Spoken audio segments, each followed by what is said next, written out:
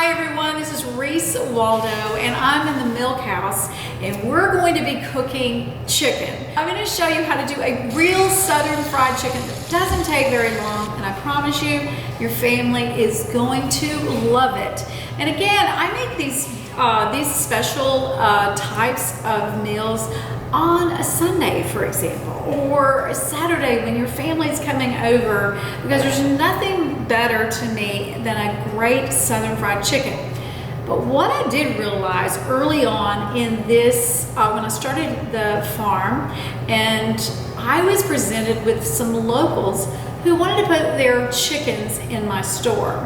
And I was in a bit of a bind because I didn't eat chicken. And I didn't cook it for my family for about 15 years. And so I couldn't have it in my store if I couldn't eat it, and I couldn't use it. So I took one of their chickens and I opened the package, and to my surprise, I figured out why I didn't eat chicken for so long. And it's because I was raised with real chickens that were raised the proper way on grass, and they were humanely raised, and they were also allowed to be chickens during their lives, and they were processed the correct way. So I realized the skin of the chicken was right. I realized there wasn't that horrible smell of the chicken, and there's so much more meat to bone ratio. Everything about it reminded me of when I was a girl growing up and how great the chickens tasted. So yes, we have the local chickens in our farm, and now I eat chicken, and I'm going to show you one of my favorite ways to do it. So fried chicken, Sunday, Saturday, or even a weeknight if you want fried chicken. I'm going to show you the way to do southern fried chicken that doesn't take but minutes, and it doesn't smoke up your kitchen. These are our chicken breasts, and you can see they are huge for one person or even two. So you could easily feed a family of 4 or 6 with just these two. I've got a lot of people here on the farm that are hungry, so I have added some of our beautiful chicken thighs. I'm leaving the skin on. Skin's the best part. When you have a real grass-fed, naturally raised and processed chicken, it's great. But what I'm going to do is I'm going to cut this chicken up, and we're going to make it into smaller pieces, or we do have the strips here at the farm as well that have already been cut for you. But if you get these, you can cut them into smaller pieces. I like scissors a lot, but you can use a knife if you want to as well. Now look at this. So there to me, that's a serving size. So we've already got one serving size off of that. So we can get at least three pieces off of that one chicken breast. And then you also, well look, we've got 4. When you cut it small like that, it's also easier to fry because your breast is not as large to fry and to get cooked all the way through. I'm going to show you some really simple tricks. Number 1, buttermilk. Our buttermilk, if you put your chicken breast, your thighs in the buttermilk, you're going to coat those. You can put salt and pepper in here. You can put any seasoning that you want to in your buttermilk, but you want this to soak in there. I've got a lot of buttermilk in there.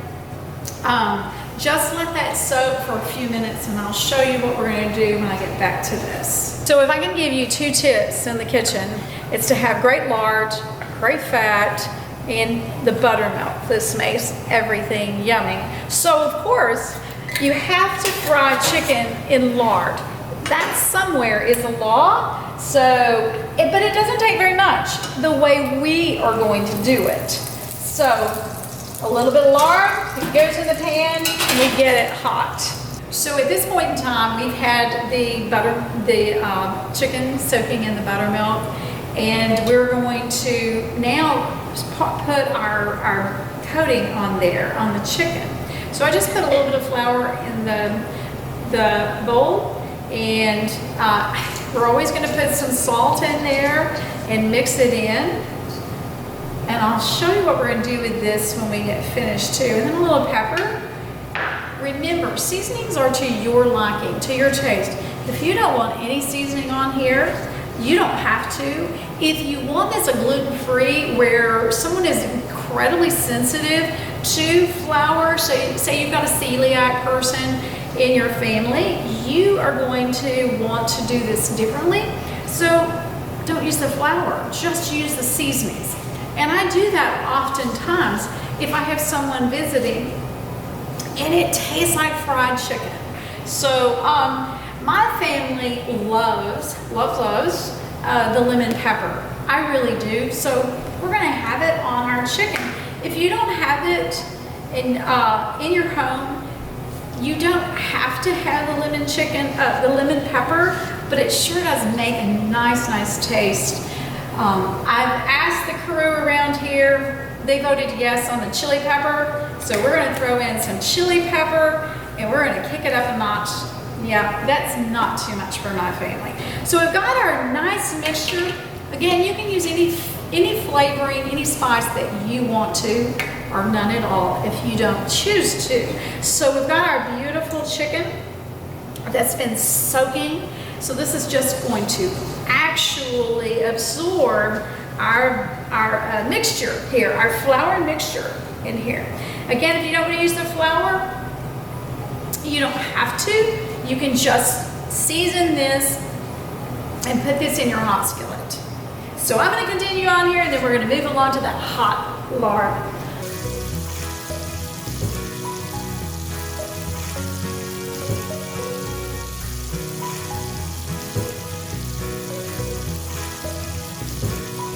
It starts turning really golden brown on one side, and you're just going to turn it over and you're going to brown it the other way. So I know that many of you are familiar with the deep fat fry, but that's what we're getting away from here. And we're also getting away from standing over that hot grease for a very long time. While this is just browned. That's all we did here was brown our chicken. And I've put a little more of the lard in the pan because we're going to place in the oven for about 20 minutes.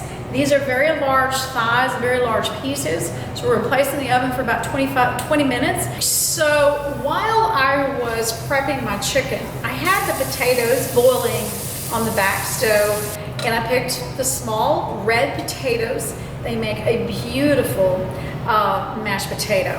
That or the Yukons, but because these are fresh from our garden this summer, I chose the red.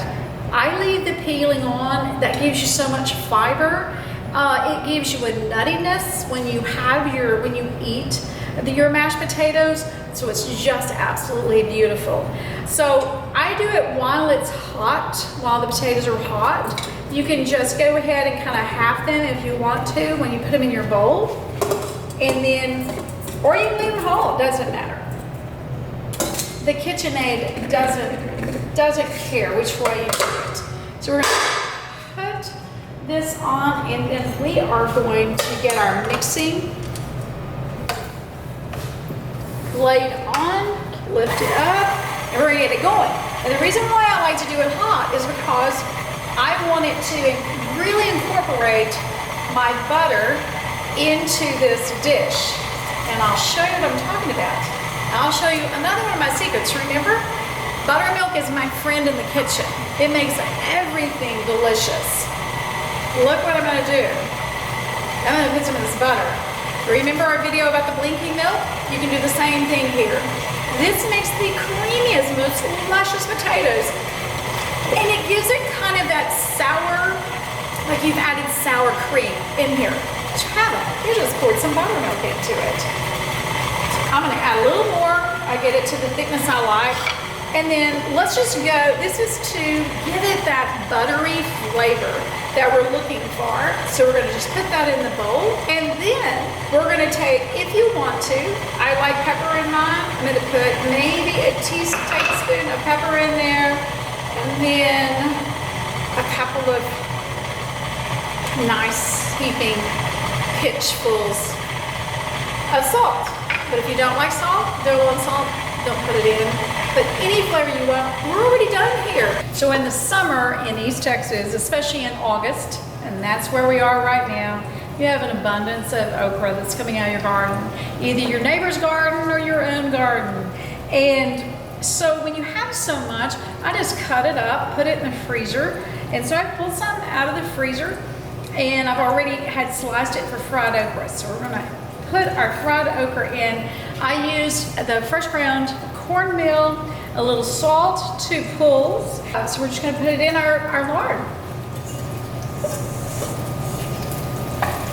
So we have made the red potatoes with the buttermilk, and we mash those up. We put a little salt, pepper in it, and it just makes it beautiful, like a sour cream, and a little bit of butter too. And then we pulled from the freezer the okra, even though we may have some fresh okra coming off right now because it's a great season for okra, with the cornmeal that I ground up. And then our real southern fried chicken is out of the oven, no mess. I was doing all of this as this was cooking. This is your family's 5-star Saturday or Sunday meal, and I hope that you enjoy cooking chicken this way, frying chicken this way. We have the chicken breast strips, and we also have the chicken thighs here. We're gonna have some of our buttermilk, flaxseed bread on the side, and then for dessert, there's nothing better than a sweet watermelon that you pick up from your local farmer on the side of the road here in East Texas. And that's what I did this morning. I hope you guys are having a great time in your kitchen, as much fun as I do, putting together these beautiful meals for my family and for my friends. This is Reese Waldo wishing you blessings of great.